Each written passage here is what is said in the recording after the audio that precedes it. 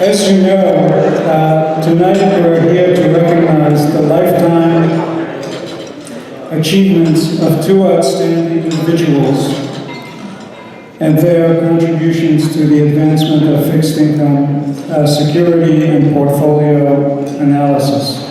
Edward C. Ned Johnson III and Howard Marks.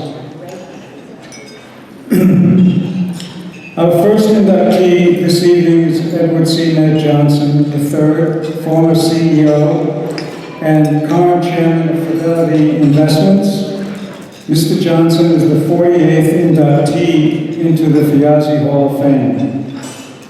Mr. Johnson is being inducted into our Hall of Fame not only for his significant achievement at Fidelity, but also for his contributions to the global financial markets, and in particular helping millions of individuals reach their financial goals.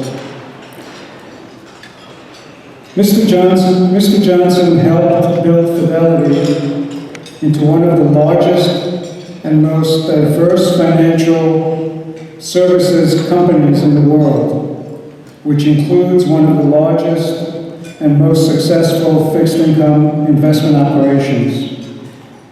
Under Mr. Johnson's leadership, Fidelity demonstrated an incredible track record of product development and innovation, as illustrated in Fidelity's pioneering advances in the money market funds era.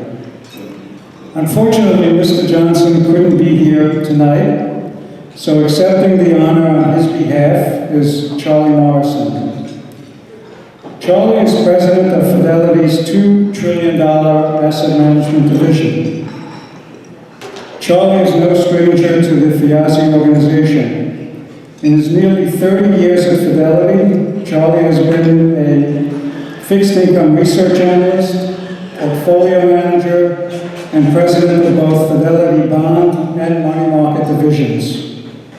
In fact, it was during his tenure as the head of Fidelity's money market division between 2004 and 2009 that I first met Charlie, at the time when I was involved in rating asset managers and money market funds at Moody's Investors.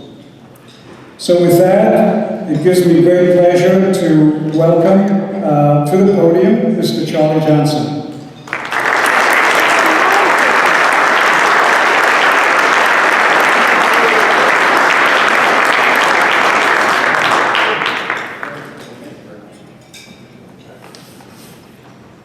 Thank you, Henry, and good evening to everybody here. It's nice to see some friendly faces that I have not seen in many years, actually. It's great to be here. So it's an honor and a privilege to be here on behalf of our chairman, Mr. Ned Johnson.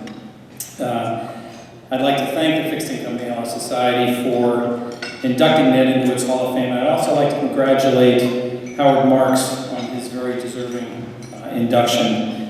Much like Mr. Johnson, I think it's quite clear that Howard is a true pioneer in our industry. So I've known Ned for close to 30 years now, and in fact I met him during my first couple of weeks at the firm. Ned used to host small gatherings of folks, 10, 15 people. Every new employee that joined the firm at that time had a chance to interact with the chairman. He's in his mid-80s now, and we've got close to 50,000 employees. That doesn't happen so much anymore. But over the past few decades, I've had a chance to see and understand firsthand why I believe that he's so deserving of this recognition tonight. Pioneer, fearless innovator, philanthropist, brilliant, and I mean absolutely brilliant visionary. These are just a few of the words that come to mind when I think of Ned Johnson. During his time leading Fidelity, Ned built the firm into an industry leader, and I think it's fair to say, reshaped the landscape of financial services. So Ned became president in 1972 when assets under management at the firm were just creeping over $4 billion. His father, Edward C. Johnson II, acquired Fidelity back in 1943, and I think he paid something like $3 million for the firm. He retired in 1977, and Ned became chairman and CEO and quickly established a reputation as someone who's going to push us well beyond how we thought about our role in the world, how Fidelity thought about its role in the world. While he's been working his magic all these years, two objectives have always served as the underpinning and catalyst for his ideas: bringing Wall Street to Main Street and using innovative technology to improve the customer experience. Ned's innovations sought to literally democratize the world of investing, which until he entered the scene in the early 1970s had generally been regarded as an activity primarily for those with fairly significant means. Here are just a couple of examples that Mr. Johnson led the change on. Fidelity was the first company to sell mutual funds directly to individual investors through a 1-800 number. It seems a bit archaic these days, but we were the first.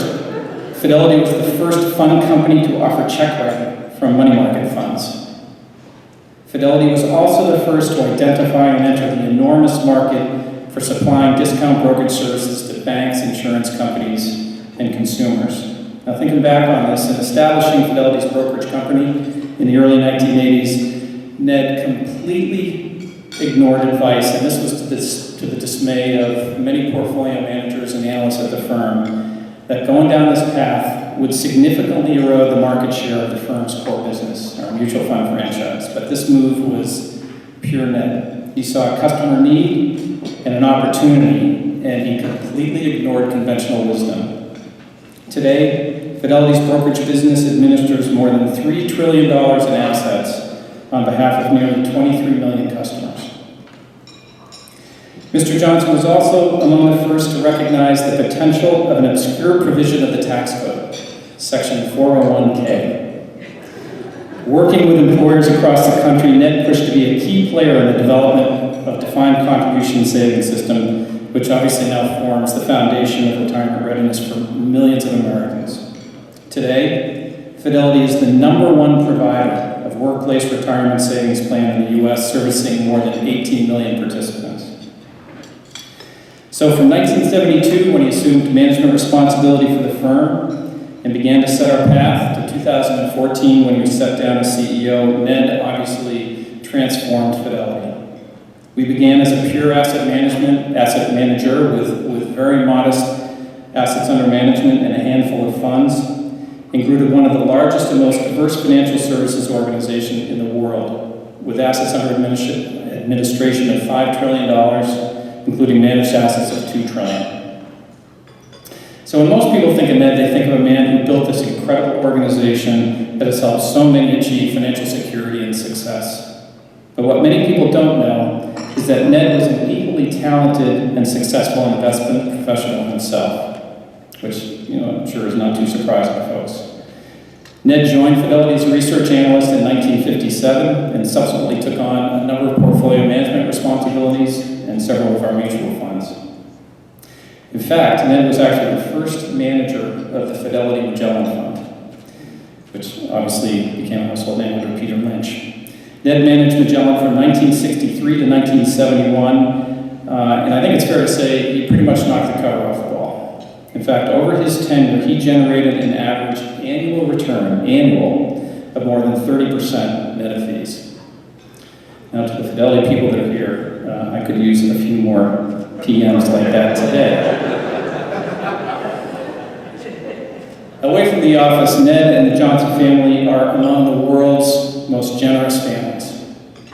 Despite his efforts, and they are legendary, to remain under the radar, his philanthropic endeavors are widely known and a deep, deep sense of pride for the people that work at Fidelity.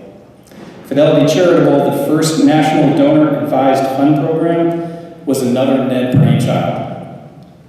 The underlying idea here, once again, was to democratize a vehicle, the charitable foundation. Fidelity Charitable has grown to become one of the nation's largest public charities, and this is probably something that many of you don't know. We are #2 behind United Way today. In 2015, Fidelity charitable donors recommended $3 billion in grants to support more than 106,000 charities. And since its inception, has made more than $21 billion in grants. Again, none of that would have been made possible were it not for the vision of Ned Johnson. All in, his is a legacy that is truly hard to fathom.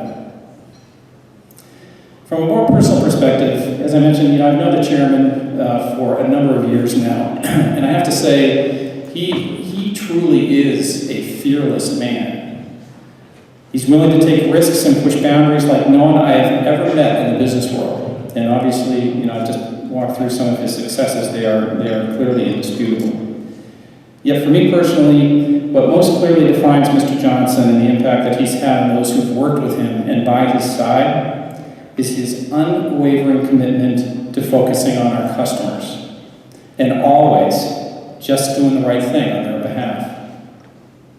His resume is an impressive one, but arguably more impressive is the culture that he has created and that permeates an organization with close to 50,000 employees. I actually rode in the cab today with a gentleman who's here tonight who joined Fidelity about 5 months ago, and he's a very seasoned investment professional. And I was talking to him, I was asking him, how's it going? What do you think about Fidelity? And the very first thing he raised to me was he couldn't believe the culture at the firm. And how different it was than any other place that he had worked. So it's an incredible legacy, and it has endured for many, many years. It's a culture that I think that was developed with our customers first and foremost in our minds, and is centered around 4 key standards that define who we are and how we act.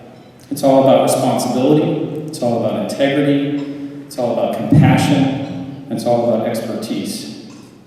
For Mr. Johnson, it's been about embedding these values in the fabric of Fidelity and treating every moment as an opportunity and really as an obligation to improve people's lives.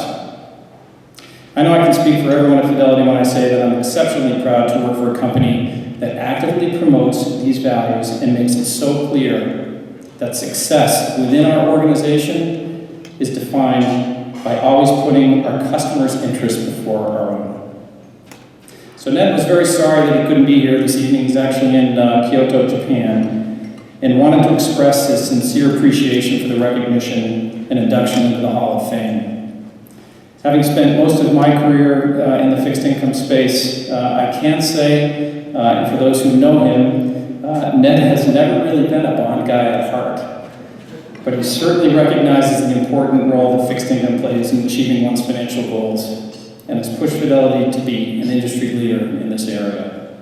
So on behalf of the entire Fidelity organization, I'd like to thank the Fixed Income Analyst Society for recognizing Mr. Johnson and his incredible achievements. Thank you.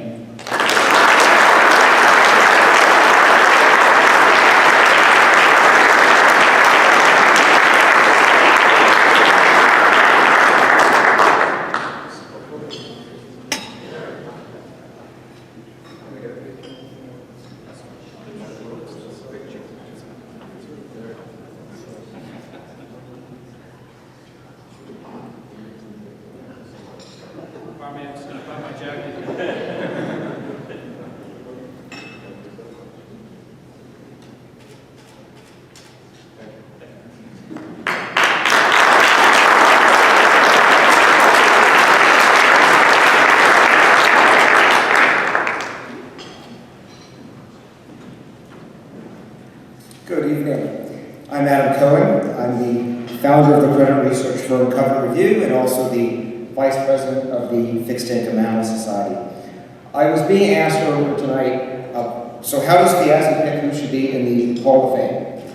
And the board of directors of FIASI has a mix of buy-side and sell-side analysts, rating agency participants, independent research analysts, people who are from all parts of this fixed income world.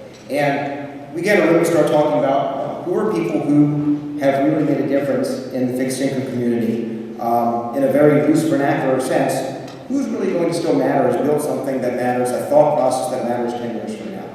And sometimes these meetings are more difficult to get to some names than others. In a typical year, people start throwing out 15 and 20 names, and there's a lot of debate to figure out, well, who's really the right person that we know 5 years ago was quite important in the fixed income community, and 5 years from now they're still going to be relevant and have done something that's really lasting. And this year was a pleasure because when the name Howard Marks was mentioned, wow, that's so obvious. There's nothing to debate. Howard's become an absolute key part of the fixed income world, whether it was the work he began with at TCW, at Citicorp, and most importantly, founding Oaktree. Mr. Morrison has been an absolute leader in the fixed income community and a real source of inspiration for many of us in the fixed income world. I was speaking to someone today who's also fairly well known in the industry, and I mentioned to him that I was having the honor of making this introduction tonight, and he said to me, "That guy's a genius. I read his memos religiously." And I thought to myself, you know, I'd almost forgotten about this, but way back in 2007, I was really complimented to find out that Howard had quoted something in my research in one of his investment memos. So I said, well, I'm going to go on Google and find this. And I Googled Covenant Review and Oaktree. And what comes up, unfortunately, the first hit on that is an article by someone who misunderstood the credit situation and misquoted me. So the first result you get is, Howard Marks has contempt for his creditors. Well, in this world, creditors are mostly on their own. But what I do know is Howard cares very much for his investors, having built a rigorous thought process and bringing together a really powerful organization where people do really deep fundamental analysis and think through their positions very well. I also know that Howard cares for his employees. I'm friends with several people who are at Oaktree, and they all are greatly appreciative of the organization that you built and proud to be working at your organization. Howard also cares about his community, whether it's through donations or through leadership roles at the Helmsley Foundation, University of Pennsylvania, or Mount Sinai Hospital. Howard's taken a real role beyond the fixed income world as well. And of course, Howard cares about his family. And it's my pleasure to also introduce to you tonight Andrew Morris. Andrew Morris is managing Free Market Partners, having followed his father's footsteps into the investment management world. And it's my pleasure to introduce Andrew, who's going to be in turn introducing his father tonight.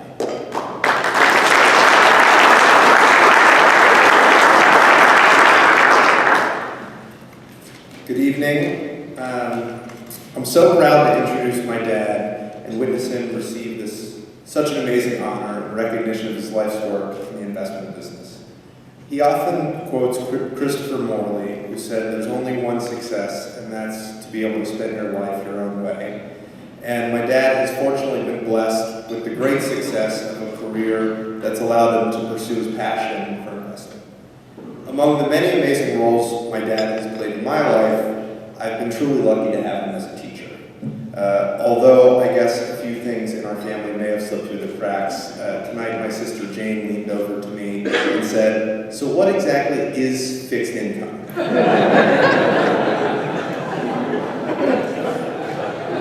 However, over the years, my dad's lessons have repeatedly harped on themes that are critical to success both in investing and in life.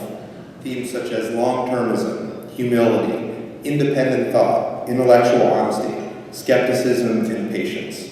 Learning from him has been one of my life's great pleasures, and I'm so happy that through his memos, so many others have been able to share in that joy. His most important lessons, however, have not come through his words, but rather through his actions. Work hard, surround yourself with high-quality people, treat everyone you encounter with respect. Do what's right, even if it's not what's most profitable. Be a true partner in every sense of the word, and of course, have fun. We're all extremely fortunate to be able to learn from both his writings and his example, and so it's with great pleasure that I introduce my dad, Howard Marks.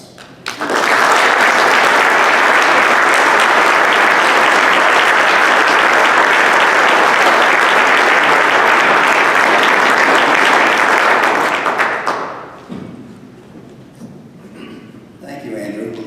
I don't know, the last guy was referred to as Mr. Johnson. I didn't hear any of that in this case. But I want to thank Charlie for his kind words. I want to say how impressive it is to me to be mentioned in the same voice as Ned Johnson, given his massive contributions to our industry. I want to recognize my predecessors here and the people I'm joining, starting with Marty Leibowitz and Marty Fritzen and Jim Grant and on like that. It's an amazing list. And I think that the board and the society have done a great job of assembling the names that have been important in our industry over the years. Lastly, of course, you can see in action tonight my greatest accomplishment, which is Andrew and his sister Jane and Jane's husband, Justin. And I'm very, very proud of my family.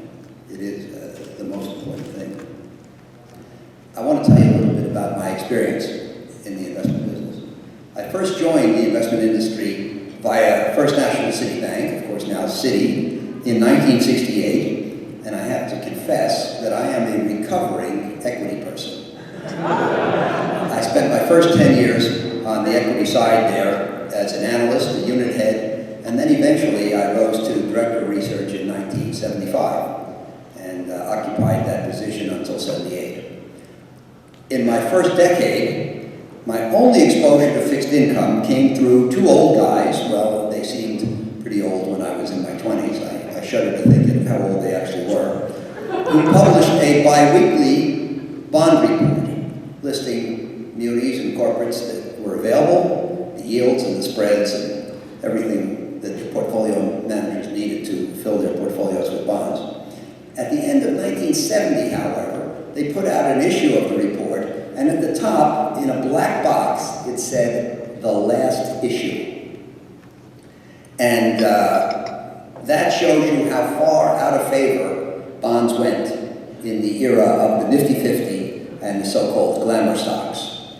Of course, I was in the middle of that Nifty 50 movement, and you know, like many, many other things, it worked until it didn't, but when it didn't, it really didn't, as many of you know. In 1978, a new chief investment officer arrived, Peter Vermillier, and he wanted his own director of research, someone who hadn't been associated with the Nifty 50. And he asked me, he said, "What do you want to do next?" And the way I tell the story, I said, "I'll do anything except spend the rest of my life choosing between Merck and Lilly," which I consider a task you can't do much about. And he said, "I would like you to transfer to the bond department and start a convertible bond fund." He had been at JP Morgan, which had a very successful convertible fund, and he wanted one at Citibank. And I started that fund on August the 1st of 1978 with the princely sum of $16 million, which we thought was big money in those days. And then later that month, still August of 78, I got the phone call that changed my life. The head of fixed income, Nolan Bailey, asked me, "There's some guy in California named Milken, and he deals in something called high-yield bonds. And do you think you could figure out what that means?" Because Beige had come in, and Beige wanted Citi to run a high-yield bond mutual fund, which later became called the Chancellor Fund. And so I took on that task, and at least I was smart enough to say yes. And as a result of that phone call and that decision, I was in at the very beginning of the high-yield bond industry. The market cap in the high-yield universe at that time was $2 billion, and that's versus today's $1.4 trillion. And on my first plane ride out to Los Angeles to meet with Mike, I had time to read a report on every company in the industry, and then take a nice snooze.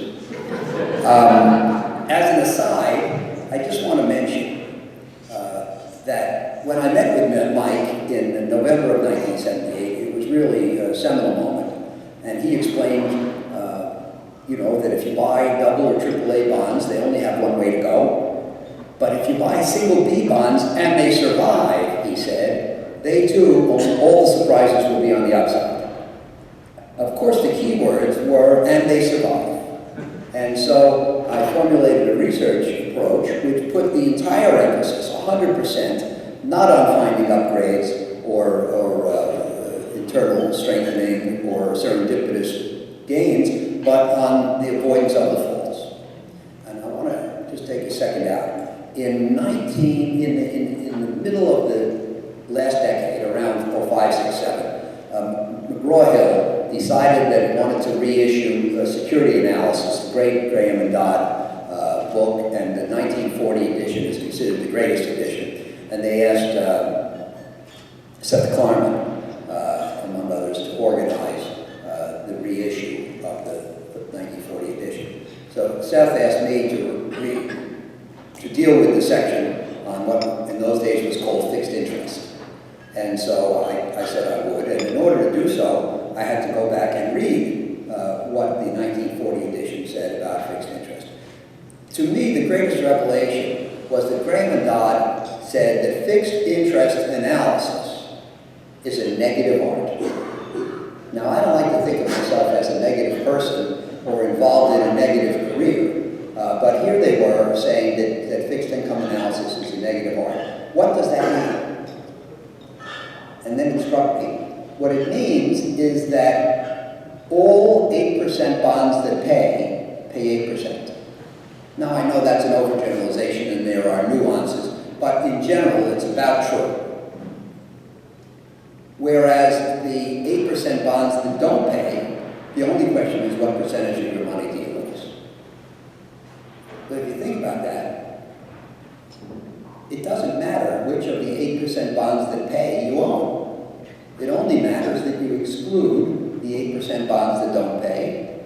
So fixed income analysis is a negative art. It is the art of exclusion. And I think that made sense to me, and I think it will probably make sense to all of us. So the point is, high-yield bonds had existed before the beginning, what I describe as the beginning of the industry in 1977, 78, but it was not possible to issue high-yield bonds as such. Non-investment grade companies did not have access to the capital market. High-yield bonds prior to that date were bonds that had been issued as high grades, but because the company got into trouble, they fell into non-investment grade territory under the heading fallen angels. Now, other people were also trading high-yield bonds in those days, and even issuing them after 77, 78, but it was Mike who was primarily associated with recognizing that even weak credits should be investable if A, they offered enough of a yield premium to compensate for the risk, and B, they were held in sufficiently well-diversified portfolios. Others joined Mike in issuing them, but I used to estimate Mike's and Drexel's market share at between 70 and 80%, and that left just 20 or 30% for everyone else. In the late 1970s, fallen angels and high-yield new issues were called junk. The overwhelming majority of institutional investment organizations had a rule against buying bonds rated below A or below investment grade, triple B, and Moody's defined the single B bond as, quote, fails to possess the characteristics of a desirable investment. I'll never forget that definition. And of course, it raises the question of how one can make a judgment about the desirability of investment before one knows the price. But of course, that was a big part of the shortcomings. Legitimate bond analysis in those days was based primarily on the study of past and current financials, not speculation regarding future financials. Speculation about the future was considered the province of equity guys who knowingly took speculative risk in pursuit of speculative returns, not the bond industry. High-yield bonds were not, quote, right, they said, for prudent bond investment. It wasn't considered fiduciary for professional investment managers to buy bonds like these for their clients. In short, given all these negatives, how could these bonds not be underrated and underpriced? Speaking personally, I can tell you that I got a great boost from being in at the beginning of the high-yield bond industry. There's nothing like being active in an uncrowded field.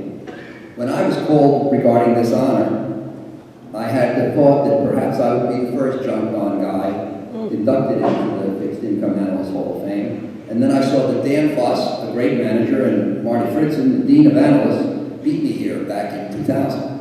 But our fraternity, I believe, still remains underrepresented. So I am glad to increase it by 50%.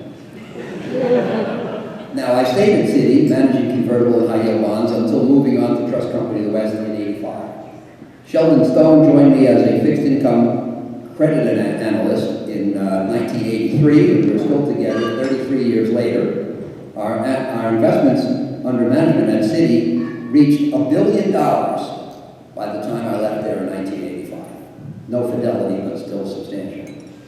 At TCW, we added distressed debt in '88, busted convertibles in '89, international convertibles, distressed for control, and distressed mortgages in 1994.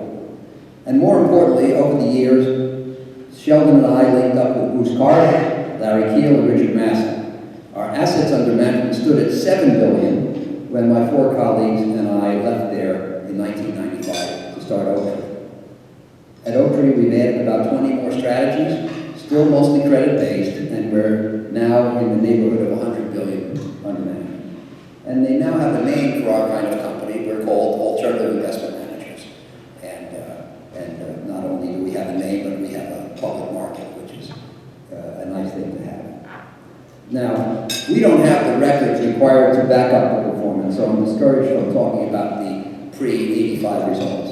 But I'm happy to point out that in the 30 years since we started high-yield bond management at TCW, the Citi High-Yield Bond Index has beaten the Barclays Government Credit Aggregate by 120 basis points a year for 30 years, 8.0% versus 6.8. And we have beaten the high-yield index by a further 110 basis points per year before fees, 9.1% versus 8.0%. And what this means is that if someone invested $100 in 1985, their gains would be $624 if they invested it in the Barclays aggregate, $924 if it went into the high-yield bond index, and $1,103 after fees if they invested with us. So that's 77% more gain than in the aggregate. Given the extent to which high-yield bonds have beaten the aggregate and the extent to which we've beaten the high-yield bond index, I think it's safe to say that this was an efficient market in which it has been possible to outperform and add value.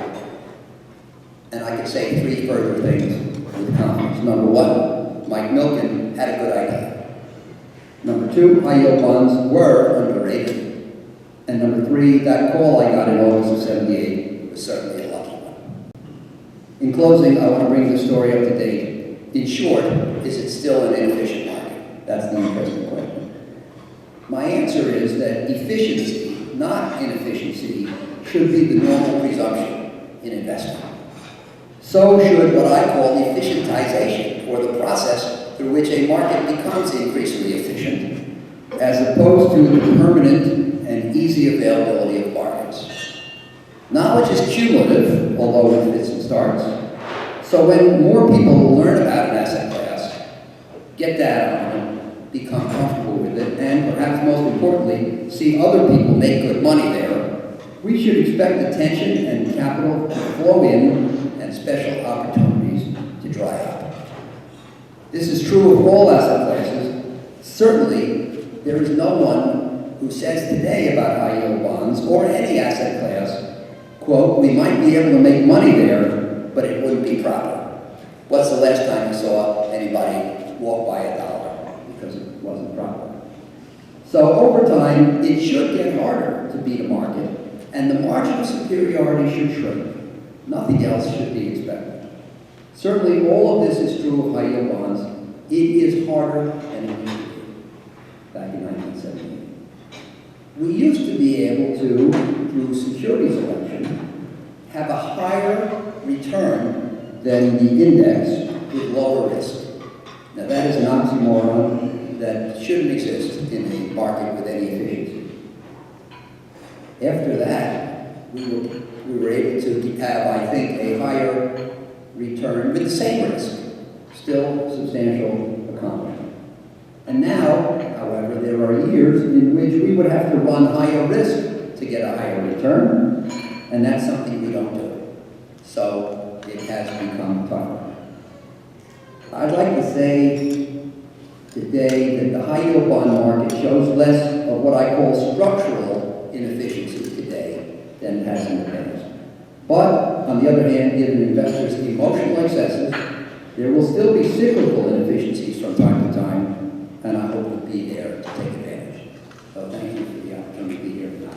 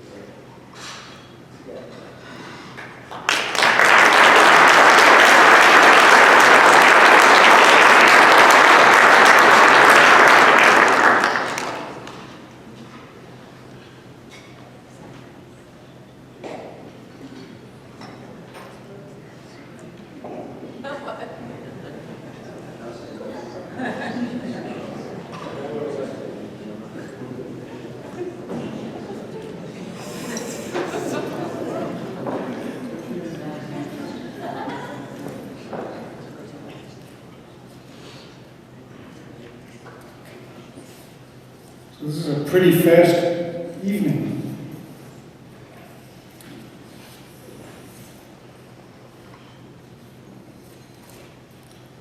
Just before we bring the 21st Hall of Fame event to a close, on behalf of the entire FIAZI board, I again want to thank each and every one of you for your attendance and participation. We hope that you enjoyed the evening.